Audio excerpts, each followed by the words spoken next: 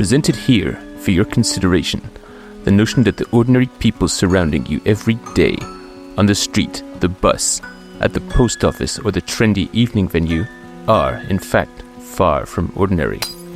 That these men, women, and others form their own splinter groups behind closed doors, and that these micro-societies engage in activities often more obscure than fiction. Welcome to the Sub-Subculture. Hello, and thank you for joining us on the Sub-Subculture Podcast. I am your host and the human equivalent of a mismatched pair of socks, Andrew. And I'm Joe, a discarded hot dog rolled in gravel. Still good. Over here, we just call that a crunchy clubass. Crunchy clubass. What was that? Road meat. It's a hot dog rolled in gravel. Huh. It's not really. Why is that a thing? It's not. Oh, I see. It was a humorous joke. See, improv? Bam. Right there, baby. I'll do your classes for you. Bam. It was too advanced for me. Sorry. I took it too literally, like a fool. I'll give you visual prompts next time. I'll show you my hot dog being rolled in gravel. Please don't. So today we are talking about a topic that you've been passionately researching. And no, it's not pornography. It's something else that caught your eye on the internet. I fell down the rabbit hole of cave diving. More exactly, I fell down the rabbit hole of cave diving disasters. But as we'll find out, those are basically one and the same. Yeah, so I guess this is cave diving as a topic is hitting the search engines at the moment because of the recent Maldives cave diving tragedy, I guess, where there was 5 Italian nationals and even a local military rescue diver who have drowned in their cave diving efforts. So what is cave diving? What's it all about? So I think up top we can say this is probably cave diving as well as deep diving as well as wreck diving. This whole thing comes under the term technical diving, but for all intents and purposes we'll call it cave diving. All right. Which basically means normal scuba diving except there's something over your head preventing your immediate return to the surface. And that might be a literal physical rock barrier in the sense of a cave, or if you're deep, there are other reasons that you can't return to the surface immediately, even if you can actually see it. Okay, so cave diving. Cave diving. Is this another arena for the intrepid spirit of man to conquer with managed risks? Or is this a foolhardy death trap for narcissists? Yes. It is. There was 2 options. I just said yes. Anyway, that's all we have time for. No. Okay, did you have preconceptions before you fell down the internet rabbit hole of cave diving? Yes. My preconceptions were that it was something very dangerous and I had no desire to do it. And that's about all I knew. I've been recreational scuba diving. I'm not sure where I picked up this idea that cave diving is very, very dangerous, but it was in there. I've known that for a long time.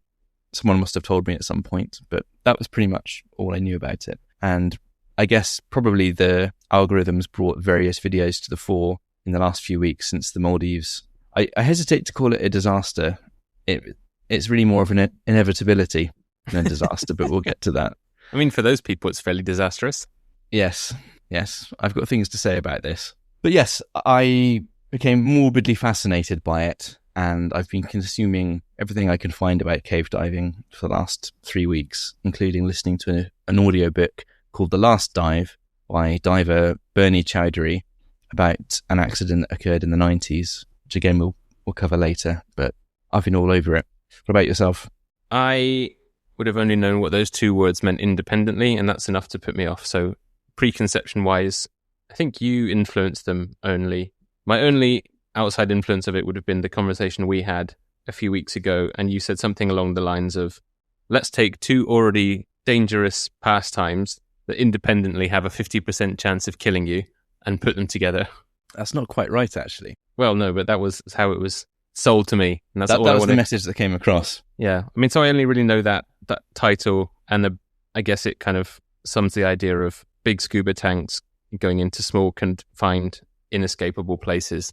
And that's my only preconception of it. And it just immediately, the big question is why? Why would you do it? Why are you doing this? Why are humans so stupid? These are really good questions. And I've got answers to them. So I just want to change what I said, if that's what I said. That's definitely the message that came across clearly. But actually, recreational scuba diving and recreational caving are both comparatively safe. In terms of lethality, each one has a lethality rating of about 1 death in every 100,000 to 200,000 trips. So it's about as dangerous as driving a car or going jogging. That's recreational scuba on its own or caving on its own. But when you combine them, the risk goes up to... Cave diving has a fatality rate of around 1 in 1,500 dives. So it is 2 orders of magnitude more dangerous, 100 times more dangerous than doing either one of the component activities. So it's actually worse than the stats you gave me to start with when you've got the combined activity. It's bad. And that statistic is actually a bit misleading as well, because the majority of cave diving happens in well-known, well-explored, I don't want to say easy caves because there's no such thing as an easy cave, but easier caves. And at the extreme end, with people pushing the boundaries of the sport in caves or dangerous caves for other reasons, they make up a huge number of the deaths. So if you're doing the extreme end of the diving, your fatality is more like 1 in 80 dives will end in a death. Great. That's more than a 1% chance of dying, a 1.25% chance of dying every single time you do it. And it only takes... So I did some maths here because I love doing that. And yeah, it makes for great listening. Someone reading a string of numbers. People love it. So 1.25%, that's still like a 98.5%, 98.75% chance of living, which is pretty good. If you're playing a computer game or gambling, you should take that. With your life, maybe not. So playing Russian roulette is a 1 in 6 chance of dying, which is a 16% chance of dying. Basically, at extreme cave diving, all you have to do is 15 dives for it to be equivalent to pulling the trigger once. So putting in a bullet into a revolver, spinning it, clicking it against your head is the same risk as doing 15 extreme technical dives. It just gets better and better. Gets better and better. Where do I sign up? So yes, why the fuck do people do it? So maybe we can just pump the brakes for a second and drop a definition, because not that we've made it difficult to understand what it is, but it might just make it slightly easier to understand cave diving. Yes. So off the top of my head, the difference between, I'm going to call it technical diving. Technical diving covers cave diving, wreck diving, deep diving. The main difference between that and recreational scuba is the depths involved. So recreational scuba, the governing bodies only allow you to go down to 40 meters of depth, because beyond that, your air starts becoming extremely toxic to you, and something called nitrogen narcosis goes through the roof. It becomes basically very deadly, and you need a whole bunch of different gases and new techniques to survive going deeper than that. So basically anything deeper than 40 meters counts as technical diving, or anything with an overhead you can't immediately surface, that counts as technical diving. Okay. And the risk of nitrogen narcosis is just due to the pressure that you're under at those depths, combined with the fact that you're breathing a mostly oxygen, like a certain oxygen mixture in your tank usually. So in normal scuba, you take compressed air with you, just surface air that's been smushed down to fit inside a tank, which is 80% nitrogen, 18% oxygen, and 2% other stuff. When you start going deeper, obviously the pressure of the ocean is on top of you, and every, I can't remember what it is, but something like 10 feet or 20 feet you go down, it's the equivalent of a whole nother atmosphere being piled on top of you. So what happens at these depths is the high pressure starts forcing things into your bloodstream that shouldn't be there. So the nitrogen, normally we don't absorb that on the surface, but under high pressures, under depth, it starts going into our bloodstream and dissolving. And the oxygen also starts going into our bloodstream, which sounds fine because we need oxygen to live. But when too much oxygen goes into your bloodstream, it actually becomes extremely neurotoxic and will attack your central nervous system. And this starts happening significantly after about 40 meters, which is why that is the cutoff for people diving on air. Although plenty of people have pushed it beyond that. I've got a much more layman's definition for you. Sorry, you're going to have to stop me because I've gone quite far into the weeds here with the technical horrors of diving. What's yours? So this definition came from divesol.com, I think, in a blog post, and their top line of it was one of the most challenging and rewarding forms of scuba diving, offering a unique opportunity to explore breathtaking underwater cave systems. But it is literally the act of underwater diving in a water-filled or submerged caves, and can be done as an extreme sport or as a means of exploration for scientific discovery and research, i.e. at those depths, in those caves that are rarely seen by man and other creatures, there are forms of life that have evolved over thousands and thousands of years to operate completely in the dark and also under more than one atmosphere of pressure. So there's stuff down there that is as alien to us, if not more so, than the stuff in space, right? And that's maybe part of the appeal. Have you ever been scuba diving? No. I love it. It's awesome. And you can be 5 meters under the surface, 5 meters from your normal landlubber life. And it's a totally different world. Life you never see, structures you never see, and you can float around like you're in space. It's the closest most of us will ever get to being in space or visiting an alien world. And it is a wonderful experience. I think it's very serene. I find it very meditative, and it's beautiful. And all of the appeal is visual and sensory. Okay. However, with your definition, explaining, it's about exploring and seeing new stuff, man, it's super cool. Yes, to a point. With the extreme diving, it's in dark caves that you can't see shit. There might not be anything left alive, and it is basically devoid of all good sensory inputs, and it is a miserable, terrible experience. So people always talk about, exploration and scientific mission and all this other shit. That is not why people do it at the extreme level. Not at all. I mean, I guess even in cave diving, there's going to be extreme ends of the spectrum where there are people that, because they take a lot of equipment like really bright light so that they can light up these caves that wouldn't naturally have any light in them whatsoever. And they talk about the stalagmite structures and things that you would see. And some of the stuff that you've mentioned about it being like a completely alien landscape because things have just grown and evolved differently there. But some of the pictures that come out of it, I mean, there was one that was talking about the crystal caves somewhere. They're like, oh, wow, it's like diving inside a chandelier. But then the pictures from that just looked like all grubby rocks.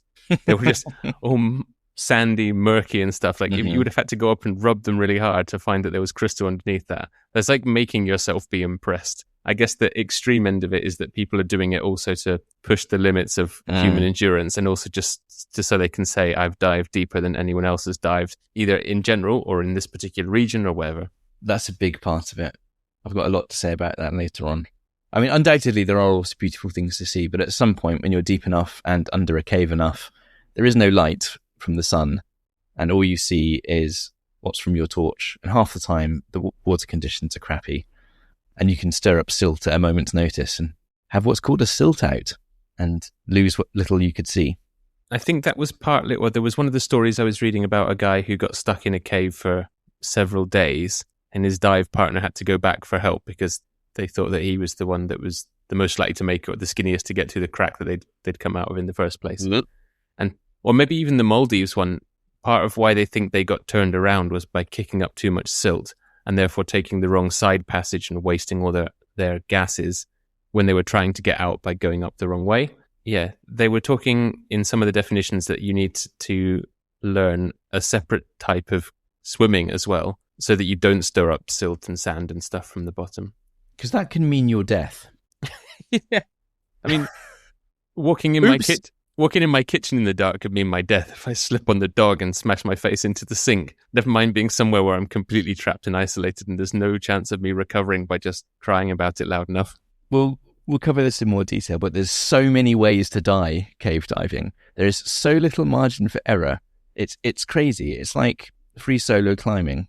I don't want to do any sport, any activity where one minor mistake is fatal. I like stuff where I can make errors and learn from it, rather than make an error and as I'm dying think, oh yeah, I probably shouldn't do that if I'm reincarnated. As if you've even going to have a chance to think, that yeah, that was an error. Now I know. I mean, my life is a series of small mistakes. I don't really want to have to do any activity that means I've got no ability to do that. Like, that's all I am. It's crazy. So with that Maldives one, they had no business going in that cave. None of them were certified cave divers. One of the guys had been around the mouth of it before. They barely knew the layout of it. They didn't have enough air to do it. It was deeper than they were allowed to go by about 20 to 30 meters. They're only allowed to go down to 40 meters. And the person running the expedition signed off on it. And down they went. And half of them were wearing bikinis, like completely ill-suited to the environment. They go in. Victim blaming here. 100%. It was their fucking fault. I mean, okay, it's more the leader's fault than the people that went along with it. And if there's a whole culture on board the boat of rule breaking or disregarding stuff, then it can be hard to resist that. But they had no business going down there, and it's not surprising in the least they died. But they were all intelligent people. They were all like scientists and stuff, weren't they? You'd think so. And I think that the video analysis that I watched was that they would have been all right if they had just gone into the entrance of the cave, because they would have still been able to see the way out, and they'd have been like, oh, look, we're in a cave. That's fine. But there was one, it was either the daughter or the mother. I think there was a mother and daughter team that were in there that was kind of the leader of the pack and was like, oh, no, we should go a bit further. We can go to this bit. We can go a little bit more, and was kind of driving the rest of them. Anyway. So basic cave diving protocol, you should take a line with you, like in the labyrinth with Perseus, is it? And the Minotaur, when he takes the ball of string in with him to the labyrinth so he can find his way out. That's standard cave diving protocol. Theseus and the Minotaur. Yeah, it's just unspool a big long cable so that when you get blinded by shit, you can pull yourself back out. People take those and still die in caves. Yeah, because it's this bit of string that gets snagged or caught or snapped. Yeah, exactly. Anyway, I feel like I'm ruining your flow here. No, not at all. Let's get into it. Tell me a story, Joseph. Okay, so scuba is relatively safe, even though you're underwater, and obviously there's a risk of drowning. The key thing with that is you can bail out. You might run out of air, you might have a technical issue, but you can swim to the surface in, depending how deep you are, about 30 seconds. You might run out of breath at the very top, but you're going to make it, and you don't suffer any ill effects of decompression because you've not been deep enough long enough to absorb nitrogen, which can cause decompression sickness. So that's your bailout for recreational scuba. Caving, you might get stuck in stuff, but you're not going to run out of oxygen, and you might get lost, but you're not going to run out of oxygen. So you've got loads of time. Time is your bailout in caving. It gives you time to find the way out. It gives you time for rescuers to come in and get you. So it's, again, relatively safe. Combine these, and it takes the threat of drowning in scuba with the threat of navigation problems and being stuck with caving. And that's what makes cave diving so much more dangerous. When you say caving, you mean literally just on dry land with a rope and harness and a helmet exploring caves? Yeah. In a mountain, in a hillside, whatever? Yeah, like we've got caves in Somerset, we've got the caves in the Yorkshire Dales. You can get down there, wander around. Sometimes it's muddy, sometimes there's streams and things running through it. If you really want to drown yourself in there, I'm sure you can manage it. But on the whole, you don't need breathing apparatus. Occasionally you'll find something called a sump, which people generally treat with a lot of respect and avoid if you're a casual caver, which is where there's the passageway goes underwater for a bit and you have to fully submerge yourself in the sump to get through the other side to come out. And that's where it begins to cross over a bit. I think the more famous ones are in Somerset, I want to say. Wookey Hole. Under Wookey Hole, which is where cheddar cheese comes from. Wookey Hole cheddar from round about there. Cheddar Gorge. Yep. Right you are, my lover. And they talk about Sump 1, Sump 2. So people have explored through these systems of semi-submerged or submerged caves, come up, they can breathe a bit again, then they go on a bit further, then they go through the next one. I think they're up to Sump 9 now that has been explored under Wookey Hole. That's pretty cool. But this cave is very well understood and it's been explored piece by piece. Oh yeah, they've got whole societies for just exploring this one cave. I'm sure people have still managed to die in it, but that's recreational scuba and recreational caving. I talked a bit about how dangerous this is. It isn't the absolute most dangerous thing you can do, but it's pretty close. So activities with similar or worse risk profiles are things like summiting Everest, which has a 2% chance of death per summit attempt. But there's other mountains, not as tall as Everest, but more dangerous, like K2, the second highest one, and one called Annapurna, which is the most lethal of all, which has a 25% death per summit attempt. You've got to be insane, completely nuts to want to summit that. There's a restaurant here called Annapurna, and I think the death rate is about the same for their curries. The death rate for your plumbing. No, just for your underpants. Just for you surviving your meal there. For your anus. Is well named then. Yep. So yeah, that's pretty crazy. Wingsuit proximity flying / base jumping has got a similar ratio of death. The per jump death likelihood of around 0.2 to 1%. So pretty high. And Isle of Man TT motorbike race is also extremely lethal. And the 1% to 2% chance of dying per race if you were to enter, which is actually, all things considered, surprisingly low if you've ever seen the Isle of Man TT. It's quite famous, but it's got to do with motorsport, so I've got absolutely zero interest in it. But I know it's a big deal. People go there to watch it. It's an utterly insane motorcycle road race around the Isle of Man, where these guys are hitting 200 miles an hour on motorbikes on public roads, which they've obviously closed. But the slightest error, and not only are you dead, you stop being a human and you become physics at that point. You just become an atomized smear of human pieces that get scattered across hundreds of meters of road. Anyway, the other activity I can think of that's as dangerous as that is getting married to a girl and then feeding her alcohol and then commenting on the attractiveness of other women in her presence. That's probably... How is your wife? Lovely, just lovely. I wondered where that was going. So yeah, let me paint you a picture of... Not with human smears, I hope. Not with human smears. Well, kind of with human smears, but in a figurative sense. Good. Let me paint you a picture of what diving deep looks like and the things you face on your journey. So, you start on the surface in your scuba gear with your various tanks of various gases. Oh, this is lovely, if not a little tight. I'm on the surface. I'm enjoying this so far. This is nice. This is pleasant. I can breathe air on the surface. Isn't that cool? Oh, I can piss in this suit. I'm loving it so far. Please continue. You can piss wherever you want. That's the beauty of... I mean, in a scuba suit, you're only just pissing your pants for a prolonged period of time. Actually, I don't know what they do, because for deep diving, they wear dry suits, not wet suits. So you probably actually are pissing yourself, pissing your thermal underwear. I don't know what they do for that. Maybe they just piss themselves. Sorry, derailed. Great derailing. question. Totally derailed. I'll look that up later. Really good question, too, Andrew. Thank you. So as you descend, the first effect you come across is nitrogen narcosis. Ooh, it's getting a bit freaky-deaky down here. Already. Nitrogen dissolves into your bloodstream and makes you feel drunk. Oh, groovy, baby. I think that fish is flirting with me. Stay away from my bird, you fucking shark. Every 15 meters, it's roughly the equivalent to having drunk a martini. So they call this the martini rule. All right. So when you've gone down 30 meters, it's like having drunk 2 martinis, 45 meters, 3 martinis, etc. So this is messing with your perception and your ability to use your brain, basically. I'm gonna invert that next time I go drinking tomorrow, and I'm gonna say that I'm at a depth of about 60 meters at this point. I like that kind of thing. And no one will know what you're talking about until they listen to this episode. It's perfect. They won't know what I'm talking about either, because it'll come out like this. Martinis. So down to 40 meters is the limit for recreational diving, although at this point you will feel like you've drunk 3 martinis. Down to 60 meters, you're okay on normal compressed air, although it'll feel like you've drunk 4 martinis. Going deeper than this on air will cause you to absorb too much oxygen, poison your central nervous system, you will seize and drown. You have a grand mal seizure, spit out your regulator, and die without ever knowing it. This is one of the better deaths that you can find in cave diving. Ooh, I'm enjoying this death. I'm drunk and I'm drowning. Yeah.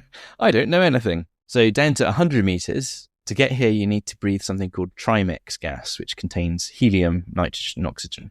So this prevents oxygen toxicity by reducing the amount of oxygen, because the pressure's so high, it forces more oxygen into your blood anyway, and replacing the nitrogen with more helium. Helium, for some reason, doesn't have narcotic effects, but nitrogen does. So happy days. Yeah, really happy, because when you talk to your friends over the radio, you sound like this. Yay! Let's dive to 100 meters! That actually does happen, and is one of the reasons divers in the 90s didn't want to adopt communication systems, because they'd sound gay on the radio. I say, Roger, you're looking rather attractive now in your dry suit. Help me, I'm dying. Help me, I'm dying. That's why the calls are so tragic. Trimix is fun because at the surface, it's lethal to you because there's not enough oxygen in it. So that's great. You can't just use one gas. So from there, the catch with Trimix is that it's lethal at shallower depths and requires you to spend more time decompressing on your way back out to get it out of you again. It's also a very good conductor of heat, which you wouldn't necessarily think would matter, but it conducts the heat out of your lungs. So in most of these deep dives, you're in cold water. So you're fighting hypothermia from the moment you get in the water, and the deeper you go, the colder it gets. And Trimix, the gas that allows you to even be at 100 meters, is making this worse actively by conducting heat out of your body. Okay, so I can't start breathing Trimix until I'm what? You said 100 meters down? After 60 meters, you need to be breathing Trimix. So I need to be breathing Trimix when I get down to 60 meters. But 60 meters down is a fair old swim. So you're already going to have to be doing 2 tanks and then switching over. Yep. Because you need something to breathe before you get onto the trimix, presumably. And the cave, the Maldives people went to was 60 to 70 meters. So they were already pushing the edge of oxygen. They weren't meant to go past 40. So they were already pushing the edge of air, which is what they had. So down to 200 meters, hypothermia is winning the battle over you in your dry suit. You have to inflate your dry suits now with argon, which is a great insulating gas, but expensive to come by. And at this point, it's inert. It is inert. You also aren't getting decompression sickness yet, as you're still going down. But at this depth, every minute you spend here is paid for with a debt of 20 to 30 more minutes of decompression time on your way back up. Every breath you take down here uses 21 breaths of gas if you were to breathe it on the surface. But that's not regular cave diving. This is pretty extreme. Like people going down to 200 meters, having to have a suit that's filled with argon to keep them warm. Yeah. And breathe trimix when they get down there, and have to carry the normal gas that they had to get to the point of breathing trimix, and spend hours in decompression for it. This is true. This is deep diving. A lot of cave diving is lengthy penetrations, they call it. Don't laugh. Yeah. So you might not actually go very deep, but you might go very far into a cave. So you're effectively still very far from the surface, but you don't have to contend with all of these depth problems. You've got other problems. You probably, depending on the depth, you might still have to do decompressions because you spent time at depth, even though you're not that deep. But you've also got to do a lot of gas management and leave bottles along the way, or take a rebreather and some of this other stuff. But let's finish the going deep section. At 200 meters, you can mitigate many of the problems by using a closed circuit rebreather, which doesn't expel the gas. It uses chemicals to take the CO2 out of it and a computer to add small amounts of oxygen back in to make sure that you're okay, which is great as long as it works. If it doesn't work, I hope you like doing maths when you're now at about 7 martinis deep. It's when I do my best maths. So down to 300 meters. So this is getting close to the world record of depth diving for a human. So you're at serious risk of high pressure neurological syndrome, which is just the immense pressure causing direct issues with how your central nervous system functions. You get muscle tremors, flashing lights in your vision, and psychosis. Switching to ultra-low oxygen trimix mitigates this somewhat.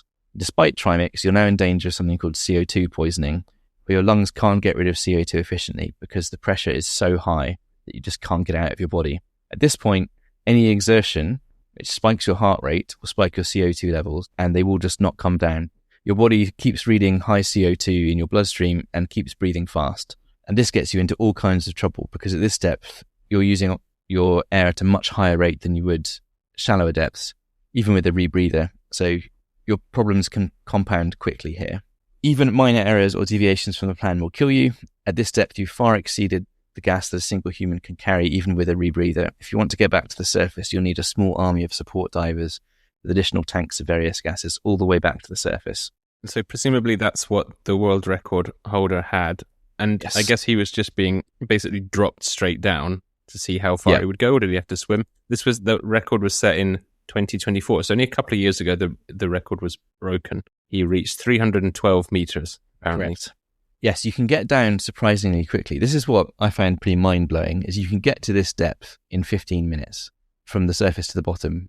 And as long as you change your gases at the right time, you can get here with relatively few issues. But what's crazy about this is even if you spend no time at that depth at all and immediately start ascending, you've got maybe 10 hours of decompression ahead of you to get back without getting decompression sickness. So a 15-minute journey to get down is going to take you 10 hours to get back. Yep. And if you have a problem at the bottom and you spend another minute sorting something out before you come back up, or you just wanted to see something, that's like another half hour or more of decompression you've got to do, and more air that you need, etc. So even tiny errors can result in big compounding problems. It's basically like any journey on British Rail. Hey, a dad joke. Zinger. 15 minutes out there, fucking 12 hours to come back. But yeah, with this, the buy-in, your 15 minutes is relatively easy, but that buys you a massive burden of getting out alive, which, yeah, I find that quite mind-blowing and scary. You think the hard bit would be getting to the bottom, but no, the hard bit's getting back to the top. Enough rocks in your pockets, all right. Yeah. If you freak out, the thing is you can actually get back to the surface pretty quickly. You can inflate your buoyancy device, start shooting up, and you can be back in 15 minutes as well. But it'll kill you.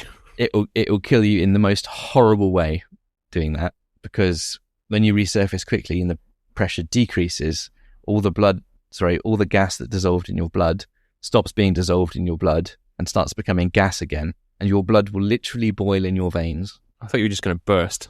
Yeah, I don't think it's quite that dramatic like in the films, but I think you would probably wish that you did, because this condition's called the bends. Do you know why it's called the bends? No. Because it's named after the shapes that the divers made in their agonized contortions. Lovely. I mean, I've heard of it. I just didn't realize quite how grim it was. I've heard of the bends, and you need to decompress to avoid that. And I thought it was just about the gas in your body just not being quite right, so you get cramps or something like that. Not that it was, but extreme, horrific and crippling.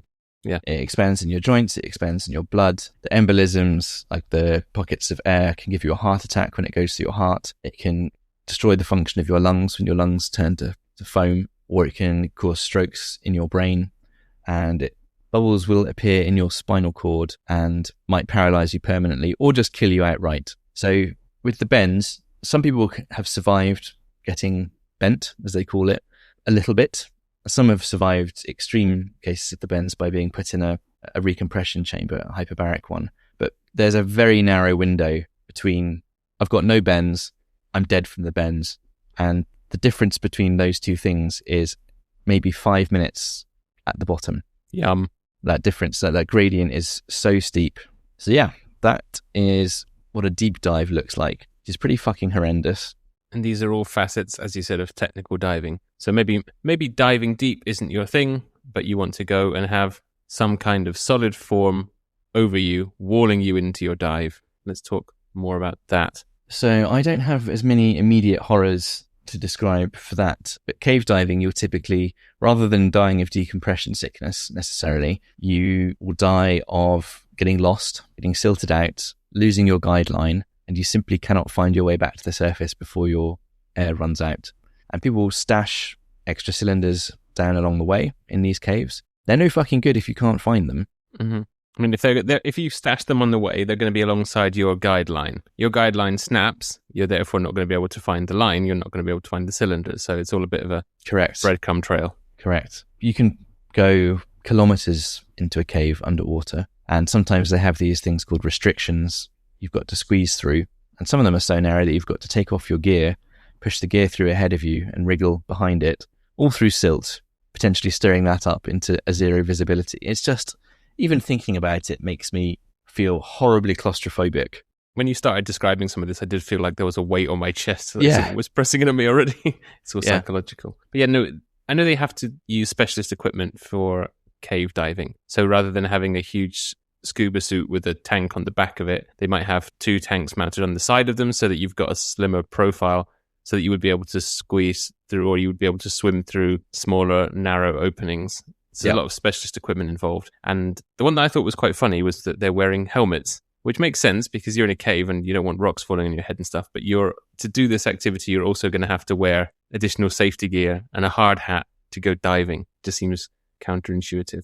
It feels to me like the helmet is bumping your head is probably the best you could hope for. If you care about your safety, you shouldn't even be here in the first place. What you're wearing a helmet for, it's like, I don't know what it's like. It's like wearing a helmet whilst you shoot yourself in the heart. It's like wearing a helmet while you pick up an active landmine. Yeah, exactly. It's not going to do anything. This is, what if something falls on my head? Well, maybe it will, but you're holding a landmine. Yeah, maybe you just don't want to bump your head while you've got like nitrogen narcosis, because that'll make you even more confused and disorientated. Yeah. Mitigate what risks you can, even if they're the minimal ones. I guess so. Why not? Take the helmet. So yeah, there's maybe 3 stories I want to tell. I'll tell abridged versions, but I think these kind of highlight different things that are going on. I think my deep diving character's fairly dead now. He was having a good time on the martinis, but I've not checked on him for a while. I think he's gone. I think he popped. He had a minor error, and he looked left instead of looking right, and that was enough. Let me start with the story of the Rouses. Chris Rouse was the dad. Und where are the Rouses from? God damn it. They're from America. So fuck you, Mr. German man. All right. So Chris Rouse is the dad. Chrissy Rouse is the son. And this is in the 90s, and this is what the book The Last Dive is about, which is basically it's a psychological profile of these two guys and how they ended up dying. So they were a father-son team. They hadn't been diving too long, but in their 4-year career, they'd racked up over 600 dives each and quickly built a reputation for themselves as hardcore. Are they cave divers or deep divers? They are both. Okay. So they started with recreational diving, tried some cave diving, loved it, got all the courses done on that, and then they started diving wrecks, so sunken ships. Mm-hmm. And the one that eventually claimed them was called the Andrea Doria, and that was sitting in about 70 meters of water. Okay. And sorry, how many dives did you say they'd done? They'd racked up in a sense? More than 600 each. 600 dives each. Yeah. So they're, extremely experienced. their roulette spins of probability of dying is going to be pretty high by this point. Not all of those 600 dives will have been extreme technical dives, but Some of them were in the bath. some of them were in the bath. Yeah. So these guys, they got a reputation for being hardcore, but affable nutters, technically competent, efficient, but obsessed with going deeper and more daring. They started as normal scuba divers, as we said. Quickly, the allure of local cave systems transformed their pleasure dives into something more serious. So at 70 meters, the Andrea Doria sat slightly beyond the limit of what you were told you could safely dive on compressed air. You should really be on Trimex to go down there. Mm-hmm. And they were invited on this dive boat called the Seeker with a bunch of other hardcore divers, and they all took turns in diving down to this wreck. All went at the same time, and some of these crazy fools went on their own. And one of the primary rules of the diving bodies is to always go with a buddy. You've probably heard this. Mm-hmm. Have a dive buddy, because if anything goes wrong with your equipment, they can help you out. If you get slightly lost, if your vision's impaired, theirs might not be. Yeah. Yeah, it's much safer to have someone there. If you get tangled, they can help you get free, etc. But It's like going clubbing. some of these guys are diving this wreck on their own because they're fucking egomaniacs, and they have to prove that they don't need anyone. But anyway, that's beside the point. So these two were known for their bickering, and The father-son. the father-son, absolutely known for it. Great. And on the dive that killed them, it started with an argument. Perfect. Chrissy, the son, didn't want to go, and his dad goaded him until he changed his mind, which is already Where are you, pussy? literally, yes, exactly. You're not a real diver. No son of mine's going to pussy out of this dive. Exactly.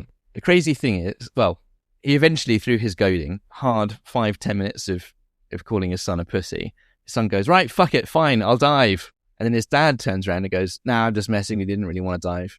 Let's go get Arby's and write a book. And he basically just wanted to make a fool of his son by showing that dad was the more dominant one and I can overrule what my son says, is my interpretation of what he was doing here. Brilliant. Okay. Great.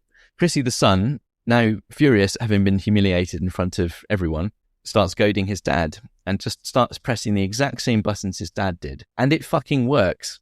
And he goads his dad into wanting to dive as well. So these two idiots start suiting up to go on this dive, which neither of them want to do, and they're both furious.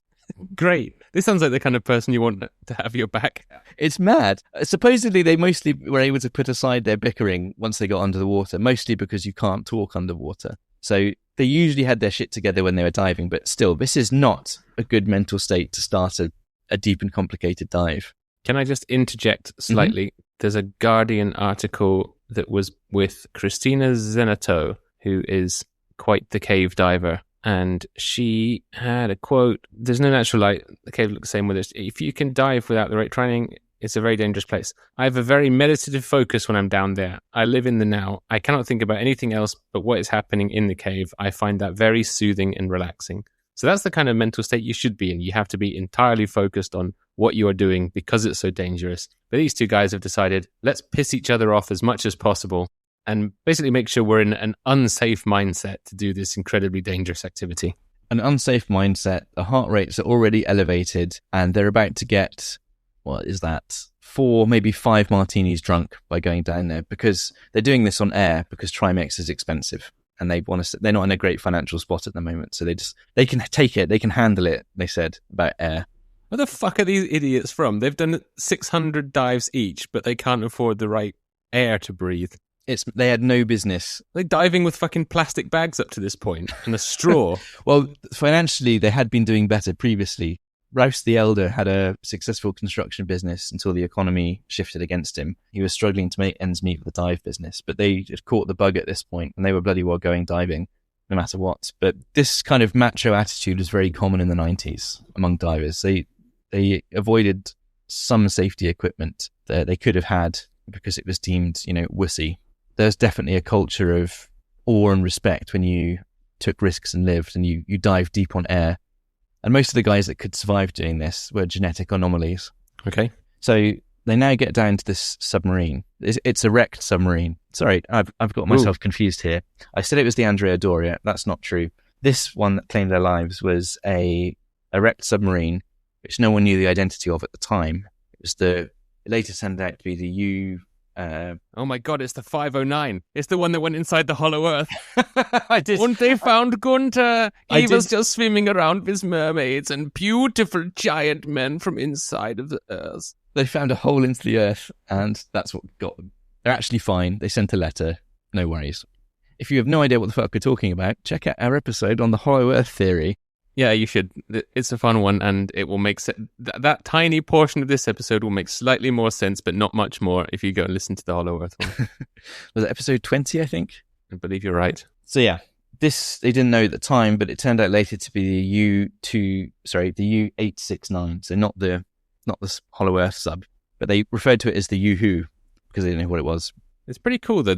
That's the only part of this that I would find appealing. Suddenly you tick my interest, like, oh, there might be good shit down there. Like sunken boats and stuff, that's cool. Where it crosses over into history, very, very cool. So the Andrea Doria was a luxury liner, and people would go down to try and recover plates from it as souvenirs, which we'll talk about a bit more later, and things like that, and just see... They could find where the old lady threw the diamond in at the end of the film, yeah? I think wrecks are so cool, and I've dived to the edge of a wreck. I've looked at one, I've never been inside one, and it's just so spooky and fantastical that I definitely see the appeal in wreck diving, 100%. Mm-hmm. The thing is, a wreck is basically a cave. Mm-hmm. It's just an artificial cave, let's say. Yeah, with more things to get caught on. Yeah. And so Chrissy particularly wanted the captain's log. They were in theory trying to identify this submarine because that's a cool bit of history. And they thought if they could find the captain's logbook, they could do this or something that would identify it. So they get down to the bottom, 70 meters, and they make their way inside the submarine. Have you ever been in a submarine? No. I think I've been in a section of one in a naval museum somewhere. I don't remember when, but these things are fucking tiny. Mm-hmm. They are cramped, even when they're not submerged and you've got scuba gear on. Navigating one as a submariner is a bastard. There is no room on these things. So imagine that scenario, but then trying to crawl through this with scuba tanks strapped all over you, working your way through narrow passages when there's levers and handles and valves and pipes everywhere. Everything's upside down, everything's been wrecked, and also nature's been doing its thing and kind of reclaiming this environment over the last 60 years that it's been down there or whatever. Absolutely. Not only has it got silt that the currents have brought into it, it's rusting as well. And there's bacteria that are eating various parts of it, and the slightest kick stirs up a mess that fills the entire corridor, which is what happens. And Chrissy has his line. They're not complete and utter cowboys. They at least have a line with them. If they were complete and utter cowboys, they'd have been dead already in previous dives. But Chrissy finds his way into the captain's quarters and starts looking in the silt there for a logbook, which may not even exist. And who's to say that a paper logbook would survive 80 years underwater, or at that point, what is it? 50 years underwater. And from his dad's point of view, he's waiting outside. Chrissy doesn't come back. He's expecting him to, but he doesn't reappear at the time they agreed that he would. And they're both severely narked, as they call it. They're both getting heavy nitrogen narcosis at this point. So it's hard to focus when you're that many martinis deep. And he eventually decides to follow the line in and see what's happened to his son, which is a horrifying thing to think about anyway in the first place. But he finds Chrissy. He follows the line. He finds Chrissy at the end of it. And Chrissy has been trapped under a shelf which has fallen down. And later he reported that he was freaking out. He was hallucinating. He thought the ship was a monster. The U-boat was a monster that was eating him. If he'd been of sound mental state, he might have been able to extricate himself, but instead he's just full on panicking now. If he was on Trimix, again, with a sound mental state, he wouldn't have done. I think also there's some suggestion that a lifeboat from the original sub self-inflated at this point and further pinned him under the water, under this shelf. So this is a horrifying situation to be in. They only meant to spend 10 minutes down at the bottom before coming back up. and they stashed some cylinders at the entrance of the sub to top them up, and then they were going to decompress at various stops on the way up. So the dad does get him free, but it costs them an extra 10 minutes to do so. When they left, for whatever reason, it looks like they didn't follow the line back out. They found a different path out of the sub. And then when they got out the other side, they tried to find their gas tanks that they stashed back in. So Chrissy's been exerting himself. His CO2 spiked, his breathing rate spiked. They've already spent more time at the bottom than they should have done. They're seriously running out of air, both of them at this point, although son more than the father. They can't find the tanks. They can't find their way back to the entrance that they used to get into the sub. So they begin surfacing, and they go to a tank that's suspended in the water there, which they should be able to go onto and wait there and decompress at that depth without too much problem. At this point, they find that tank's got a mechanical failure, and whether this is just random bad luck or whether they skipped their safety checks because they were fucking furious at the time, I don't really know. But at this point, they've got minutes of air left, and Dad tries to give son the air left in his tank, and he's going to surface and try and come back with another air cylinder for his son to decompress with. But there's maybe something wrong with the rebreather so with the regulator. Son doesn't. Basically, they both surface at this point, and they've skipped about 2.5 hours of mandatory decompression time. They are both going to get seriously bent, and they do, before they've even got back on the boat. And to cut a long story short, Chris, the father, dies on the deck with his blood boiling, and the last thing he says is, "Tell my wife I love her and I'm sorry." And Chrissy survives a bit longer. He's still fully hallucinating. The Coast Guard manages to come, picking up about 45 minutes after he surfaced, and try and take him to a hospital that has a hyperbaric chamber. They get him into the chamber, and things look like it's going okay, and miraculously he might survive this huge decompression hit, but he gets a heart attack because a huge bubble of nitrogen has made it into his heart. And when they did a blood draw on him, they didn't get blood out, they got foam instead. Pink nitrogenous foam. Ugh. And that's how these two died. So how do we know the intricate details of this stuff? Because other people were on the boat with them, or they did have some communication back as they were going, or It's pieced together. So okay. when they surfaced, although the bends were setting in rapidly, they were still verbal and able to communicate some stuff about what had happened. And Chrissy, the son, lived for several hours. Even though he was delirious, some information about what had happened came out of his mouth. And I think other divers that later went down there were able to piece together, like the reel was still there, the line was still there, and they were able to sort of back infer what had happened. Mm-hmm. Okay. So that story is sort of pieced together in the aftermath and what I absorbed from the book. And this is another one of the chilling things about deep diving is if you spend too long at the bottom, you can basically have killed yourself then, but not actually die for another 3 hours. You're going to make it to the surface, you're going to decompress a bit, but you don't have enough time to decompress fully. And then some amount of decompression sickness is going to kill you later. So you can kill yourself with plenty of air left in terms of time, but not enough to make you decompress okay. And I think that's just such a horrible idea, knowing that you're dead and you're going to die an agonizing death in 3 hours. That feels a bit like the horrible effects of radiation poisoning, when someone's got a lethal dose of it. Like, there's just no way that you're coming back from that. You are just going to melt. There's no power on earth that can change that. Into a candle of a human. Exactly. And all you can do is wait for it to happen or take the quick option, I guess. Yeah. If you know. I suppose taking the chance, taking the decompression hit and hoping you can get to a hyperbaric chamber, because people have survived. Although I think the much, much more common outcome is death. Yeah, I don't know. I mean, without getting too dark, the son was screaming for someone to please shoot him, to put him out of his misery when he was back on the boat. And in the hyperbaric chamber, the screams of agony were so bad, the doctors turned off the microphone so they wouldn't have to hear it. It's a horrifying way to die. So yeah, that's the Rouses. And on this dive, neither of them wanted to do it because they didn't like the conditions, but through ego, they goaded each other into it. And they were by no means the only people like this. To have even been invited to be on that boat, you had to be quite a hardcore diver. And that basically means in this 90s time where these macho narcissistic types were the kings, you basically had to be a narcissist to even get a ticket to be on board, to have wanted to have dived like that, to have taken these risks, to eschew the safeties that were available at the time, such as they were. So they weren't an anomaly, but they kind of spelled the death knell of that era, and more of a safety culture took over since then. Well, it obviously hasn't taken over fully because it happens, yearly, that there are cave diving deaths or inexperienced diver deaths. And what I was finding from looking up the ever-present Reddit forum for people that do this, and they've got some nice pictures, some nice videos, although it still doesn't look as wondrous as people describe it as in these pictures. But there's a thread.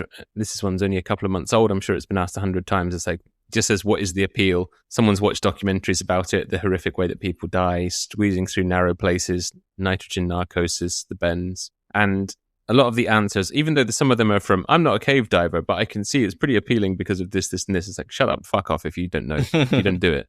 But they do talk about the stuff that we mentioned up top, like it's the endurance, it's the challenge, it's also the seeing something that you could never have seen anywhere else. But some of them are quite keen to point out that the ones that go disastrously wrong are the ones we hear about, and let's say 90% of dives are executed safely. You can do it every day if you know what you're doing and you follow all the right safety precautions, but the mighty algorithm spits out all the worst stuff. But when you've got people like this, and this is the culture and this is the community, it's also quite a small community from what I could see. So it's a relatively new sport or activity. I think the early 1900s or when this kind of equipment made it even possible. But the diving community or the cave diving community is relatively small. So that has got to also then spike your chances of being one of the ones that does not do it right and suffer.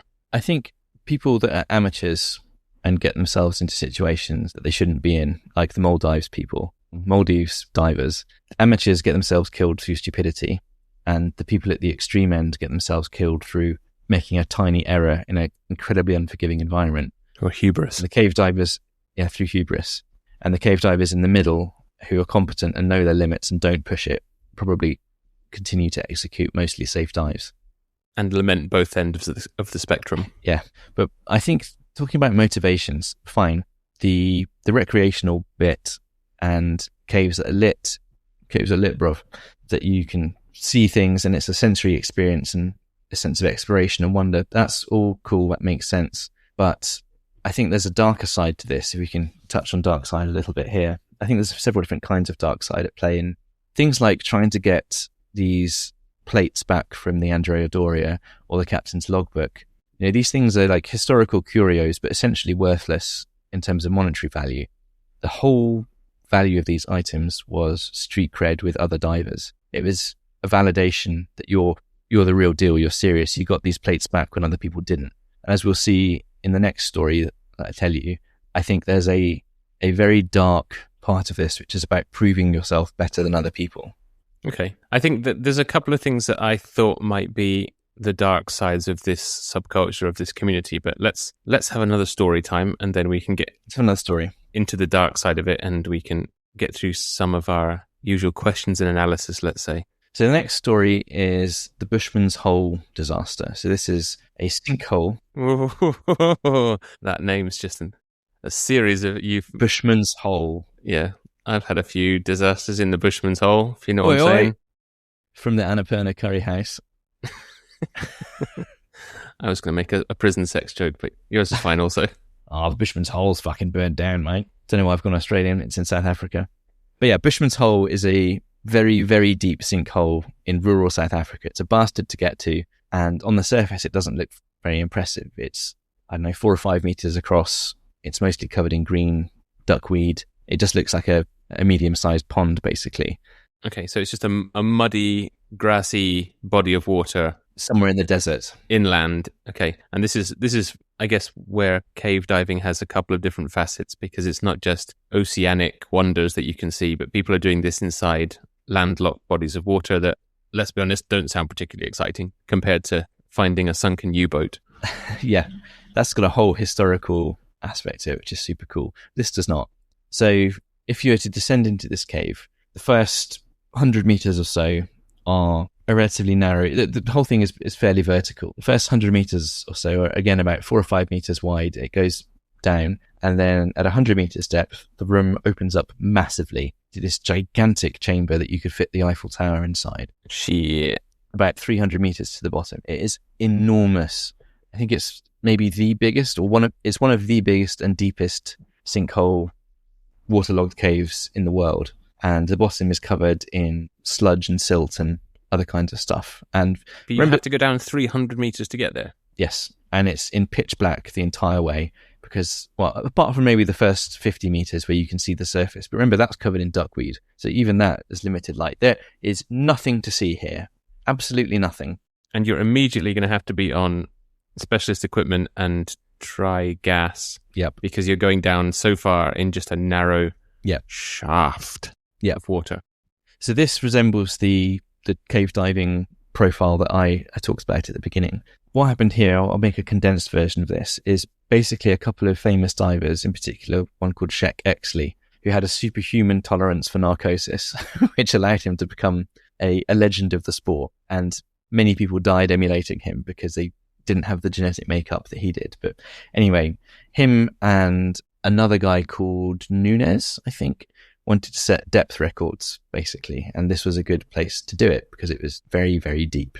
And he'd invited some people to come as support divers. And one of the guys was called Dion Dreyer. He was like a pretty experienced diver, not like a super hardcore one, but competent. And on one of their practice runs, he went down to about 70 meters, which is just above the edge of the opening to the gigantic chamber. And that was where he was going to be stationed for Sheck's record attempt in the next couple of days. For whatever reason, probably because he was too deep on air, he passed out and drowned and died and sank down to the bottom. This is tragic, and a lot of the time the divers can see this happening, but he was descending too quick to catch. He might have already been dead and drowned at that point anyway. Getting back to the surface with him could have given them the bends, and going down to chase him, they would use too much of their air. So a lot of the time, these disasters have people aware that someone's in trouble, but completely unable to help them. Anyway, that was sad. He disappeared down to the bottom. Sheck made his record attempt in 2 days' time anyway, went down to 300 meters and came back up, survived, and great stuff. What happened 10 years later is something that happens a lot when people die in a cave, is someone said they would recover the body. So this diver, Dave Shaw, came along. He wanted to set a depth record. He dived to the bottom of Bushman's Hole as well and happened to stumble across Dion's body just through chance, because there's obviously a big area at the bottom. And he happened to come down very near it. So he tied a line to it, gave it a brief tug to see if he'd come free. It wouldn't do. Ascended to the surface over the next 10 hours and then decided to come back and try and recover the body. And I think this is where it starts getting dark, like really dark. Yeah, the guy drowning so that his friend can make a record attempt wasn't dark enough, and them just watching his body slowly sink into a giant cavernous space that they went there with no real reason to go there. That wasn't dark enough. Let's make it worse. Let's make it worse. It definitely gets worse. So this guy, Dave Shaw, plans this body recovery. He consults experts on the likely buoyancy of the body, what's happened to it. He just saw a skull. He figures it's fully decomposed, etc., because it's been 10 years. And makes this attempt. It's got lots of support divers. He's kind of, quote, doing everything right as far as it goes. And he gets down to the bottom and spends some time trying to get Dion free. But it turns out Dion's actually quite buoyant. Something weird's happened with his tissues because he's under such pressure. I think bacteria can't digest everything as normal. His fat's kind of turned into this waxy substance. And he's actually negatively buoyant. He's floating. Dave hadn't accounted for this. And he starts struggling with the body. His CO2 starts spiking. And we know all this, by the way, because he took a camera down to record this and because someone wanted to make a documentary, because this was going to be the deepest rescue ever. Rescue of a dead body, mind. And again, cut a long story short, Dave struggles. He spends too long there and he passes out at the bottom and drowns. And his support diver, who was above him, saw this happening and again couldn't descend to help him because it would have killed him as well. And he nearly dies just on his return to the surface anyway, through decompression and other complications. So this guy, this one support diver of a team of about 9, he makes it back to the surface and is eventually put in a mobile hyperbaric chamber to recompress him. And now there's 2 dead bodies at the bottom of this thing.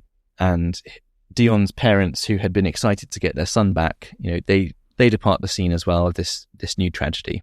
2-3 days later, the bodies surface of their own accord anyway, So Dave actually does succeed in bringing Dion back. It just cost him his life to do. He did say to his partner before they started, if something goes wrong, I don't want people to come and recover my body and save yourself, basically. So this is some big stuff they're talking about here.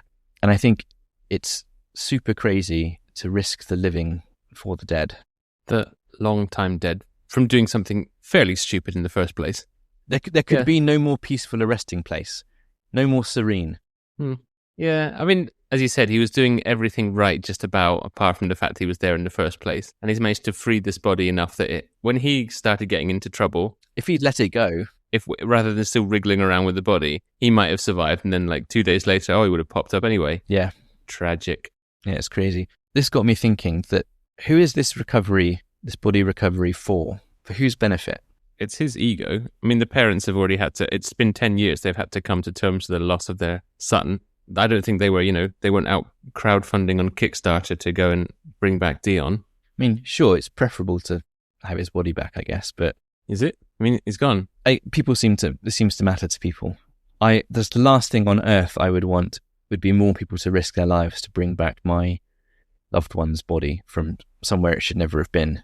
Your own body, if you're stupid enough to have gone and died down there doing this, what value is there in bringing back my mostly decomposed, grotesque form? It's a trophy.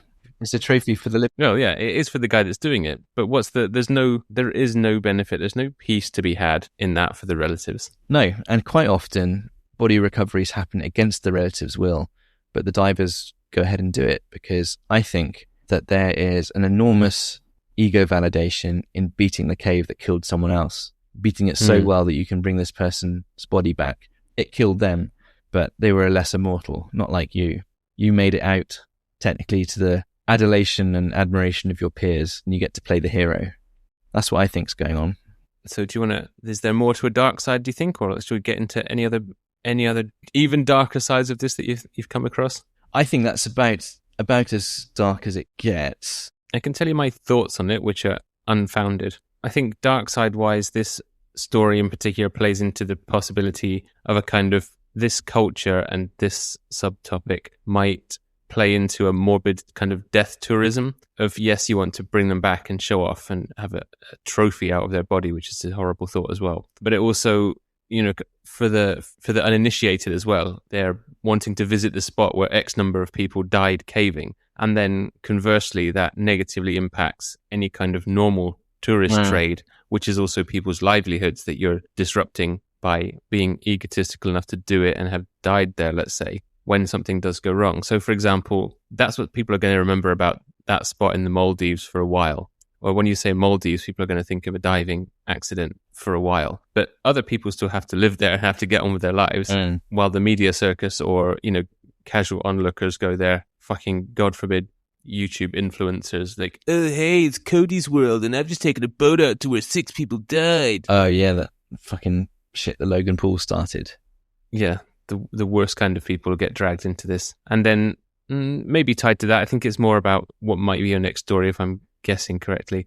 But what we talked about off air is that you've got this danger of it also spawning fairly unregulated businesses with shady practices just due to the inherently dangerous nature of the sport. People are like, well, it's already dangerous. It doesn't really matter if I cut a few corners, if I don't do the safety checks and stuff, which is then only going to drive up the death toll.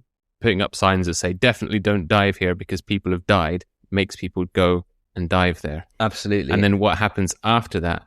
More people get injured, more people die there. What's happening with those bodies? Most normal people will look at a sign that says, people have died here.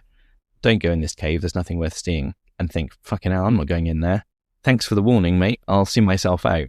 These narcissistic extreme types, the fact that people have died in there, I think is actually part of the appeal, because it means if they can beat this, they get that narcissistic ego hit of, yes, I am better than these other people and this proves it. See that warning? That couldn't stop me. Death doesn't hold me back. Exactly. That's for little people, not me. It's crazy. It's crazy. Okay, so a bridged version of your last story. The last story. This is actually a good story. Okay, I was wrong. So do you remember the infamous incident of the Thai cave rescue in Tam Luang Cave in 2018? the one that Elon Musk waded into? No, not at all. Oh, you'll like this. So I'm not a caver, but I do live under a rock. close enough. So there were 12 Thai boys from a soccer team and their coach went I remember that now. to Yeah. visit a cave when it was dry, a fairly normal thing to do in that part of the world. There's loads of these cave systems. The monsoon season arrived 2 weeks early and flooded the cave in the matter of an hour. And by the time they noticed, they were trapped inside it. The water kept rising and rising and rising, and they went deeper and deeper into the cave until eventually they ran out of cave to go into, and luckily the water stopped about 15 feet from where they were. And it turns out later this was the only part of the cave that they could have survived in, and they happened to get into it, which is a great piece of luck, other than the bad luck of having been monsooned into a cave in the first place. Mm-hmm. So Monsooned. Is that a verb? Have you just turned monsoon into a verb? You've been monsooned. you really don't want that to be a verb in your life. Things have gone very badly wrong.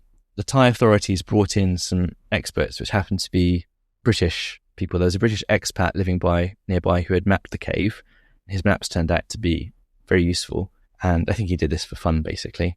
And the Thai authorities had their own divers, but quickly realised this was if they were going to rescue anyone through this water, which could be months until it receded, it wasn't really an option, then they needed some really specialist people. And the people that were summoned were these British divers. And I know I just talked about how at the extreme end of this sport, it is rife with narcissists. These guys very much weren't. They were uncomfortable on camera. These were sort of quiet, technical people, quite clearly didn't want any glory for this. And so I spent some time wondering, how did this kind of person end up with this level of expertise when everyone else we've looked at is a macho, technical egomaniac? A hopped up bellend. Yeah. So I'll get back to that bit. But this cave had 4 very large sumps, effectively. So dry chambers, and then the sump with the underwater bit connecting to the next dry chamber, connecting to the next one, etc. I think there's 4 or 5 of these.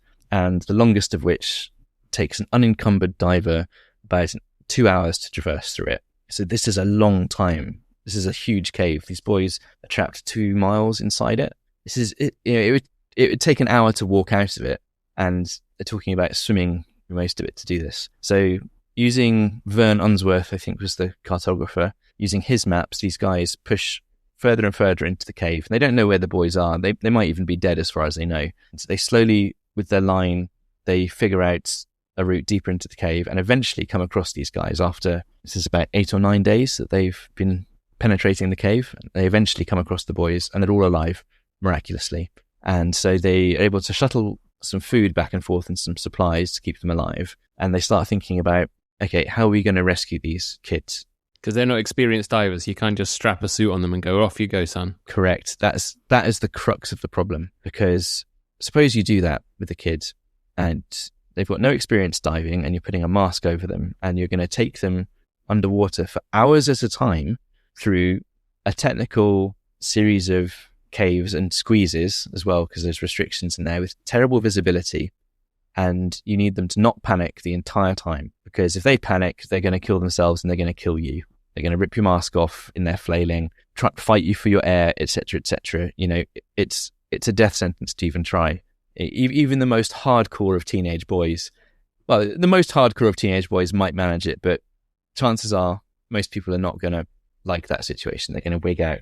And they're a football team, so they're used to like rolling on the floor and covering their faces when someone like runs past them too hard. So they're all pussies, exactly. It's not going to work out for them. If they were rugby lads, good rugger lads, they'd be fine. They just hold their breath. But well, we'd know what they've been surviving on if they were rugby lads.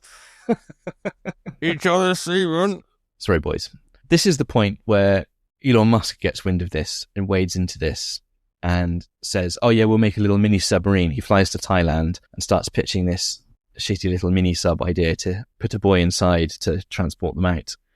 And he was like, I just so happen to have a tube that perfectly fits a small boy. Don't ask me what it's for or where I got it, but I've got one on the plane, just saying, if you want to use it. Which one of your companies is the submarine company, Elon? Is it none of them? Do you guys know fucking nothing? The one that builds devices that are used to going into 0 atmospheres of pressure. Perfect. That sounds like a good idea. Yeah. Wonderful. Not a lot of similarity with rockets here, but sure.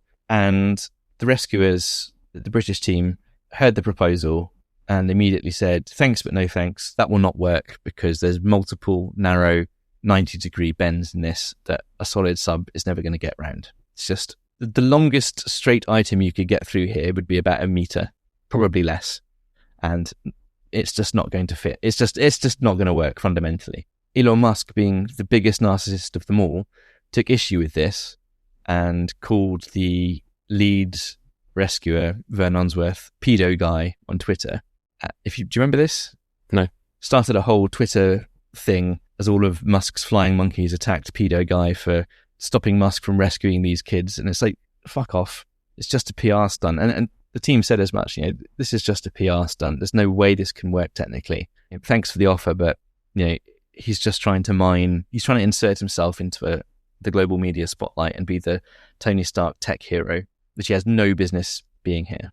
Anyway, so I didn't realize this, but the idea they come up with to get these boys out is as terrifying as it is genius. Have you got any guesses what they do? They're either going to drill straight down to where the boys are so they can just lift them out, or they're going to explode something. They did think about drilling down, and they tried to find other entrances into the cave, but from doing the map work and the rest of because it's under a mountain, they'd have had to have drilled through miles of rock to get there, and with meter precision, it was basically a non-starter. So they didn't explode anything either. The plan they came up with involved anesthetizing the boys unconscious, tying their hands behind their backs so if they did wake up, they couldn't claw their masks off, and floating them through the submerged cave system whilst they're completely incapacitated with a mask over them, and getting them out like that, piece by piece, sump by sump, and re-injecting them along the way, because by the time they're done with the first sump, the anaesthetic's wearing off, and so they've got to inject them again, put them under for the next bit of the journey. Fucking hell. They didn't need Elon Musk, they needed a human trafficker. Oh, wait, never mind. It's insanity, and the Thai authorities initially rejected it as being obviously insane, but eventually they kind of came round to it. I think everyone was like, this is mad, it's just utterly bonkers, but it's the only way we can think of to do this. And luckily, I don't know if he was summoned for this exact purpose or if he happened to be there, one of these super elite cave divers was also an anaesthetist. There's got to be like one of him on the entire planet. He's like the smallest Venn diagram crossover that you could possibly get. Unbelievable. So they actually do this. They actually knock these boys unconscious, and there's 4 in the dive team, and they take 4 of the boys at a time through these sumps. They surface, they anesthetize them again, back under, and they complete this, and they get everyone out with not a single death of the rescuees in the entire thing. One rescuer in the Thai dive team did die during the exploration phase, but in terms of the recovery of the boys, they got them all out. Was a teacher with them? There was just boys there. It was 12 boys and their coach, and they got him out as well. It is the most amazing rescue operation of its kind, or maybe of any kind, ever. It is absolutely mind-blowing that they did this. That is crazy. And at this point, they were kind of thinking, if we get a single person out alive, that will be a win, because they're so dead. Yeah, absolutely astonishing. But the reason I think these guys were not these technical narcissist types is because these were cavers that became divers in order to do more caving. They were not divers that became cavers. And caving breeds an entirely different kind of mindset, because you can't really push deeper because it's dependent on the cave.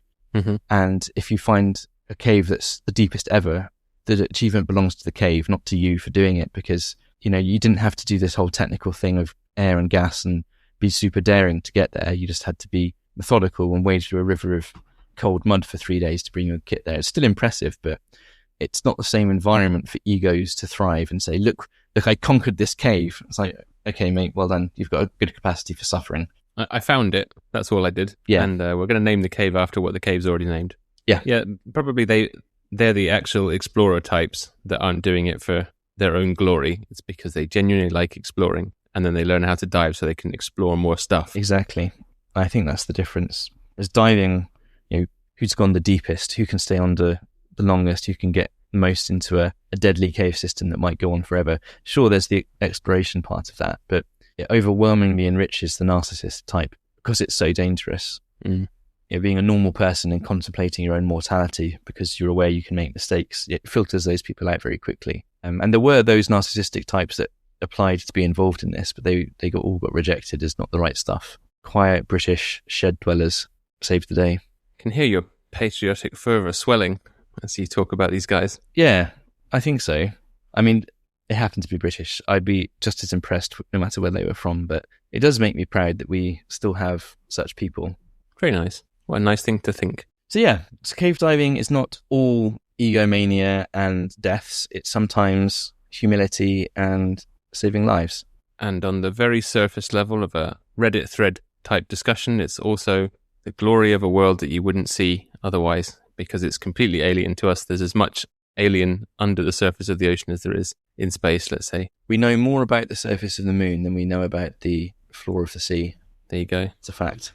That's a better way of summing it up than whatever I was rambling about. So yeah, the last talking point I have is how it's changed since the 90s. In the 90s, it was this big macho culture, really dangerous stuff, and deaths like the Rouses eventually forced change as global safety culture increased. And in fact, these divers pushing the limits used to be kind of idolized in the magazines and by the rest of the community. They slowly became a laughing stock. And for all these narcissist types, admiration is the currency that they thrive on. Mm-hmm. And suddenly when people are being like, mate, that's not cool. You're reckless and dangerous and foolish. I don't admire you at all. I think you're an idiot. It suddenly lost the appeal straight away and the whole thing changed. So now we've still got extreme technical diving, but the kind of narcissist has changed. It's now to do it. Well, I say safe to do it now with rebreathers and a proper boat to do it and an onboard hyperbaric chamber. You're looking at tens of thousands of pounds, maybe £50,000 to be a serious diver like this. And the culture has changed to super technical, computerized breakdowns and controlling every single part of it. So they're not really Patrick Swayze anymore. They're more Patrick Bateman kind of characters, like finance bros. You have to have money as well to do it. And like they're still narcissistic. That part of the engine hasn't changed, but the way they manage it now, instead of you being able to take the physical toughness required from the environment and be bold and daring, it's now about showing all of your mastery of controlling all the variables and having the financial resources to do it.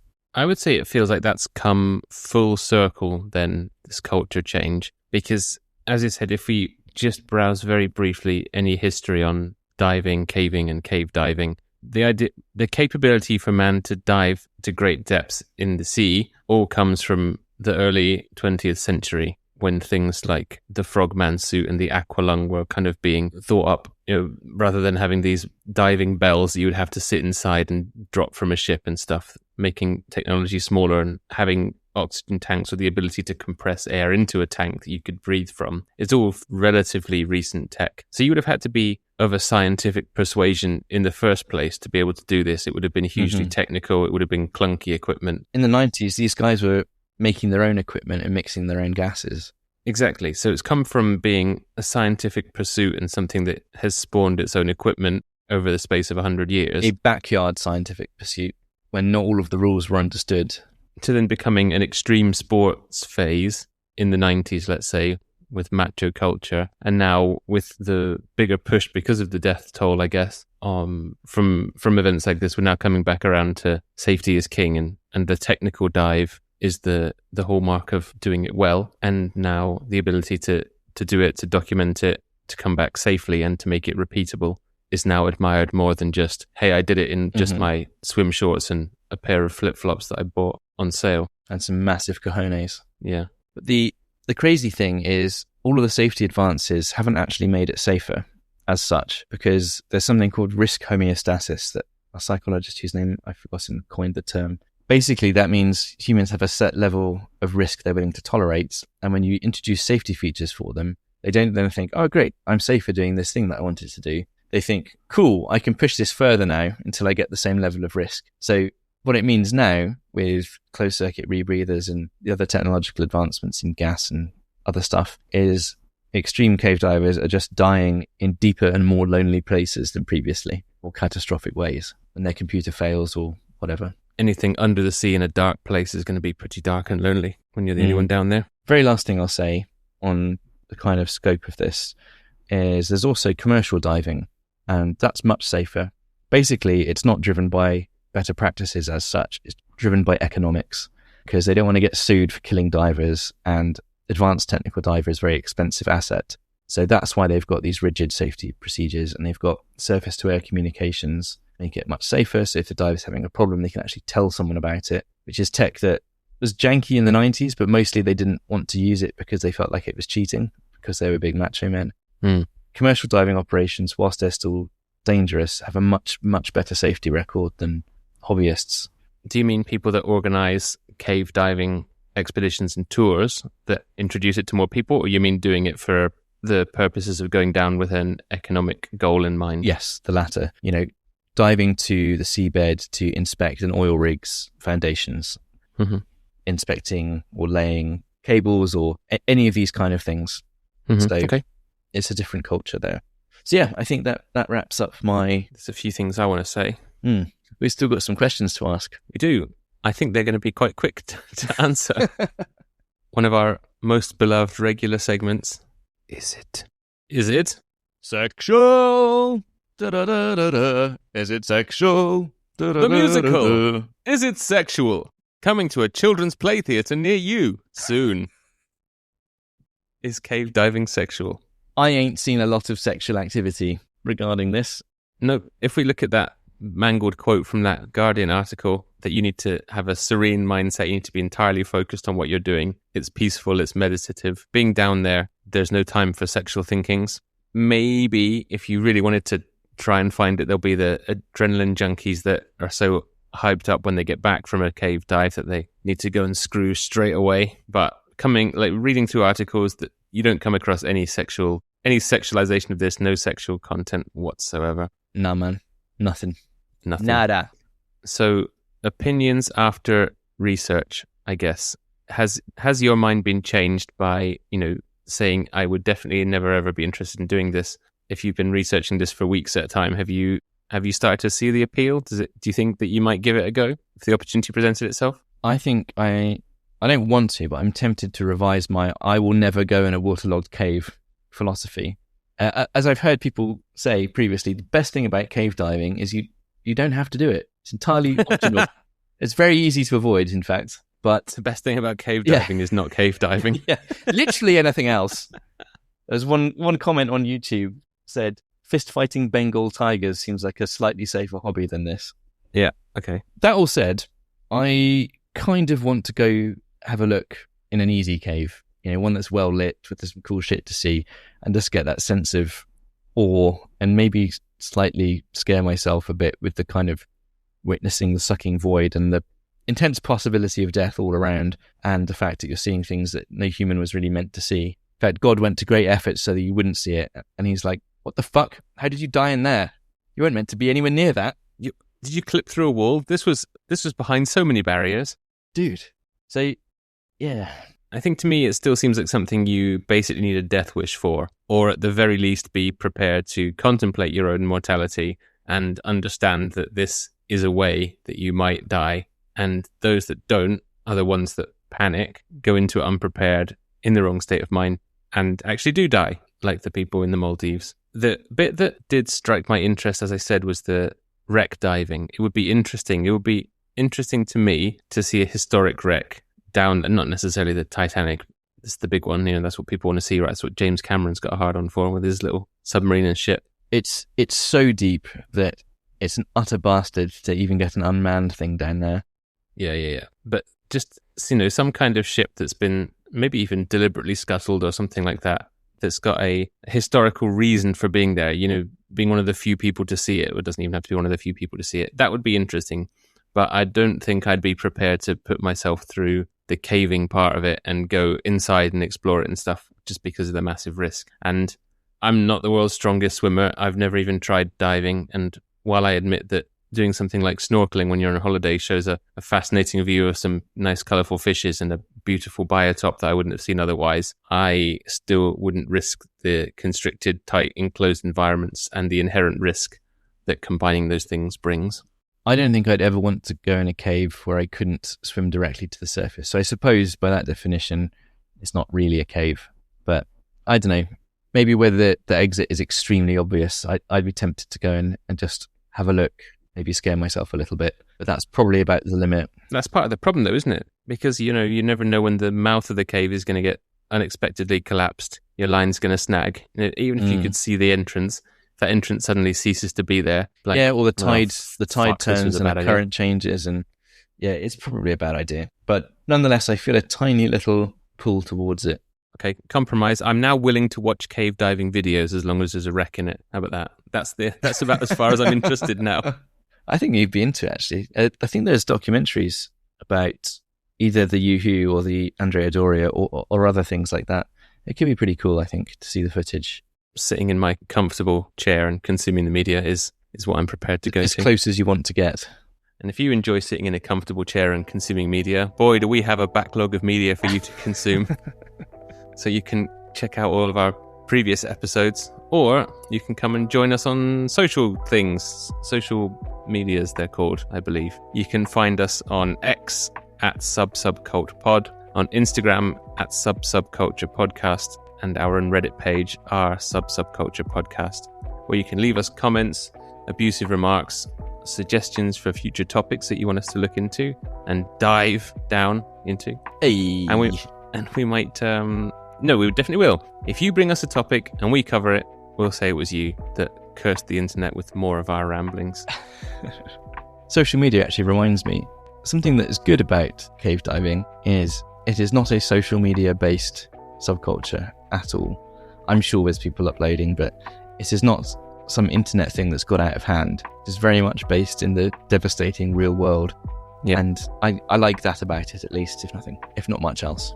It's not based in and spawned from social media, but there's a social media presence for sure. People have bothered to map out virtual dives that people have actually been on, and then they've gone through and made VR versions of them, so you can get an idea at least of what that's like. And of course the videos and pictures and stuff like that. So it lives on social media, but it's not where it's come from. If you've been morbidly fascinated by the various horrible cave diving disasters / inevitabilities, there's a YouTube channel called Scary Interesting that's covered a lot of these, if you want to have more of your claustrophobic horror. Yeah, if you want to feel the crushing weight on your chest just from listening to and watching something like I experienced earlier in the show, which is frightening in its own way, then you can check out that channel. Well, thank you for bringing this. And thank you for your storytelling. It was most enjoyable to listen to. Thank you for your company and your insight. Pleasure as always. And I think we said last time that we were going to do anti-vaxxers next time. We've skipped over them briefly to delve into this, but maybe we're coming for them next. Skipped over anti-vaxxers to cater to my current obsession of morbid cave diving stories. Skipped over anti-vaxxers in much the same way as they skip over their children's health by not vaccinating them. Fucking idiots. Spoilers! Teaser. The preconceptions have leaked through. I'm looking forward to it. Right then, let's wrap this up. I will nobly sign off with nary a joke in sight. Obey my dog.